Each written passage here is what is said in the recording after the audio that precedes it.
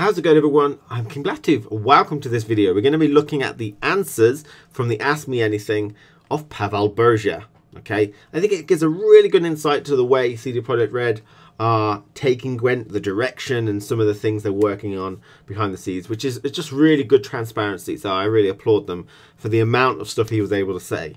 Now I do want to throw in a little spice here that me and Pawel are hopefully working on a little project together, a tiny one. Don't get too excited. That will hopefully be able to bring you in the next couple of weeks, which would be fun, but only a slightly bit of fun. So I thought I'd just throw it in there as a little surprise. Now, there's a lot of questions here, and I'm going to really just pick out the more important ones. So the first question is, when will the coin flip be fixed?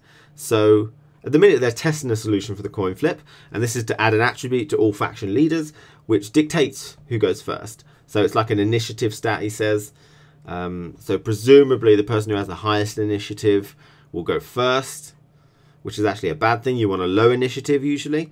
Or possibly you get to choose who goes first at the start of the game if you have a high initiative. So I think it's very still work in progress, but it is a worrying concept. That, I mean, my first thoughts is that's very worrying, but I've been wrong about other things before.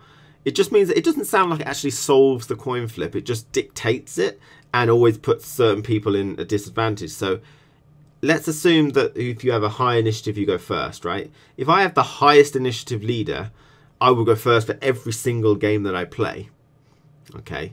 Now, there's some issues with this, and it might just be a design thing, but at the minute, there's not really any decks that want to go first. The exceptions might be Reveal Nilfgaard with Mangonels, possibly. I mean, back in closed beta, the Discard Skellige used to have War Longships, and they like to go first. Pretty much the only deck ever that cares about going first. You get the War Longship on the board, and then when they retaliate, you can start throwing your discards out.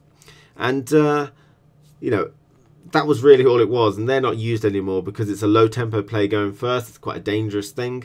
They're easy to remove, so you can easily lose your value immediately. So the game's kind of moved away from that, and it's not great to go first, especially with a low strength play like a War Longship or a Mangonel that can easily get removed. It's a worrying thing. It just feels like you're punishing at the minute, in the way it's presented here. Like if a deck's doing particularly well, like Bruvahug with the coin abuse, it feels like you're punishing Bruvahug if he has to go first, and so any deck that uses Bruvahug gets punished for that one deck being good, and it starts to make it so that possibly it feels like that one leader can now only go with this one deck because it goes first, and that's the only deck that kind of could benefit from it because it's a powerful one, possibly. Now, there are some things that they could possibly do, and like I said, I haven't seen any ideas that they've played with, and it's very much a work in progress. But the other thing they could do is try and make it so that it's beneficial to go first for some things, okay? Like print some cards that have extra value if they are placed onto an empty board, or are played first in the, before anything else.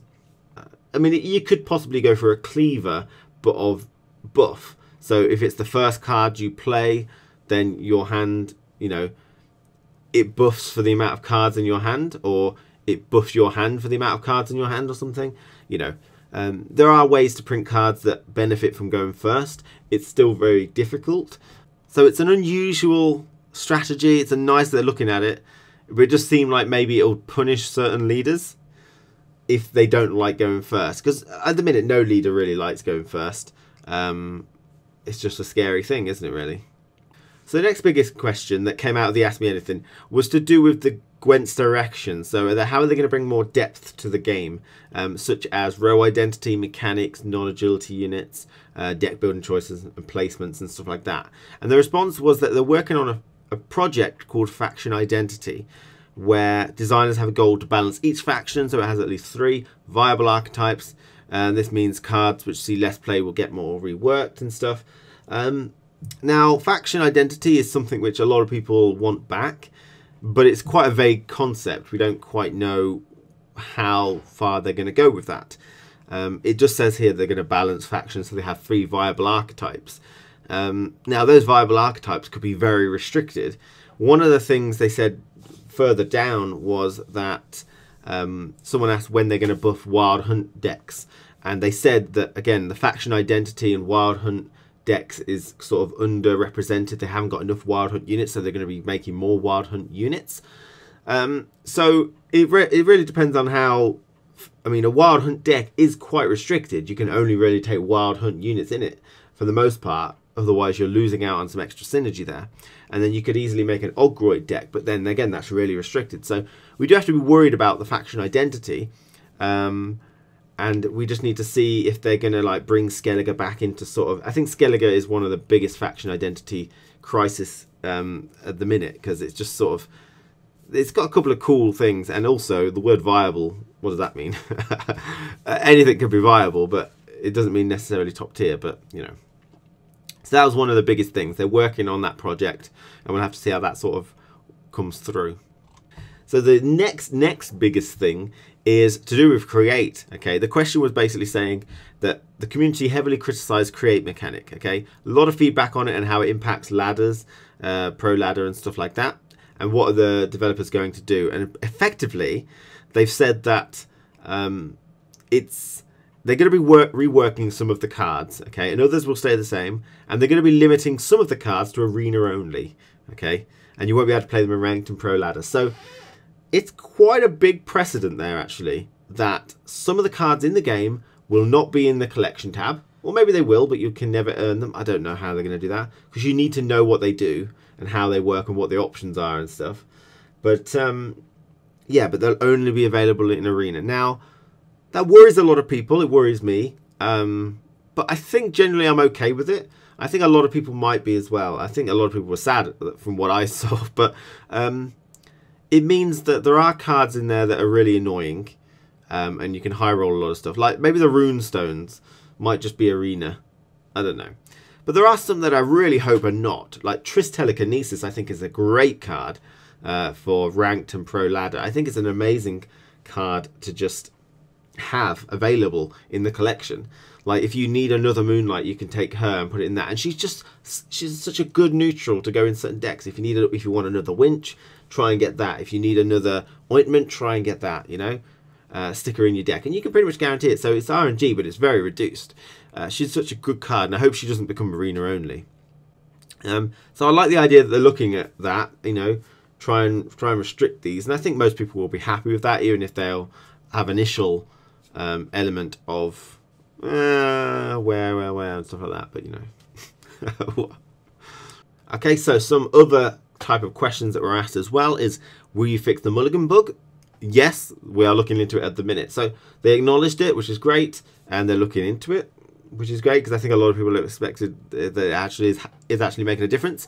So some people actually also asked an ETA on new expansions and Thronebreaker, and we got some interesting answers back from this. So a new expansion is currently in the works, and they can't share any information, although he does share some information later on. 2 pieces of information, in fact. The first piece of information is that the new faction has a cool and ruthless leader. You know, there could be a lot of those, but there's a lot of speculations going around what that could be. And the next piece of information is that the new faction colour was offered to be yellow, and he said it's more towards red. I don't think it's actually red, because that's monsters, so it's probably more in the orange area. Now, there's a lot of speculation on this new expansion, okay? And to go along with this expansion idea, they said the next batch of cards will be a big batch, and it will be an expansion. So we saw a while ago they spoke about moving away from the 20 cards every 2 months and into big expansions, and I do really like that. I like the idea that they can say something like the Vampires of Toussaint and advertise it and do a little video and make it really hype, and then start revealing cards slowly, and it starts to really generate a lot of excitement about it.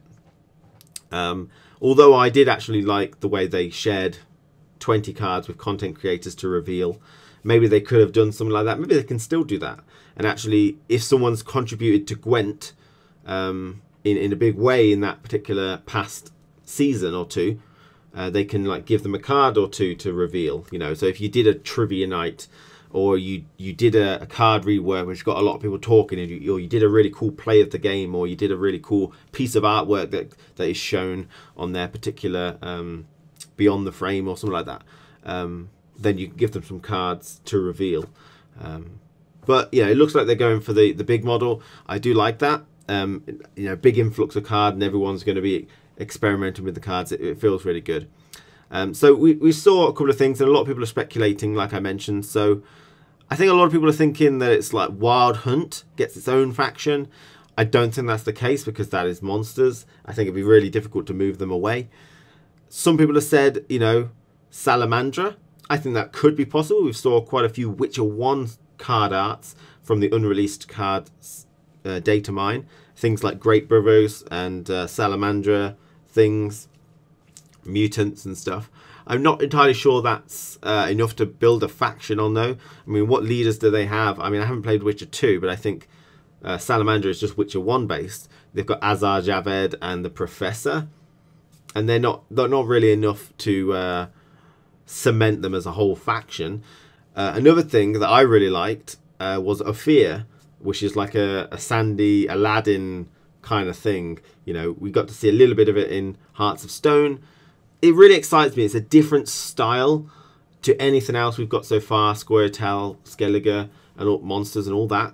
Like a Sandy and Aladdin plays. It sounds really cool to me. So I really hope it's Ophir. It kind of matches in with the orange card back, which it could be, because it's not going to be red.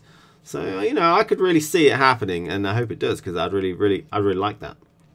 And then we've got Thronebreaker. So Thronebreaker is coming out this year. Okay, it's grown a lot since last time we saw it, and that's really all we have to say about it. So Thronebreaker will hopefully come out this year. Hopefully they don't spend too long on it, but they are focusing on that heavily. Now, we all expected holiday events. So there was like a masquerade ball that we thought was coming out for February, Valentine's Day, but we didn't get it.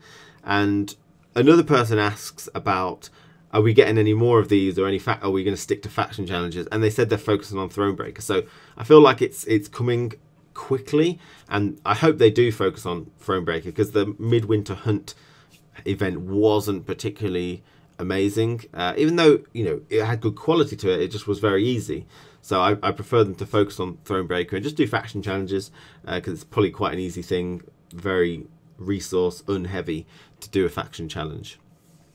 So we've got a couple of other small things to talk about as well. Generally speaking, they're working on UI and new boards. I wouldn't mind having to actually earn these through playing, because that would be something to aim for. Just don't give it us all straight away. I think that'd be cool.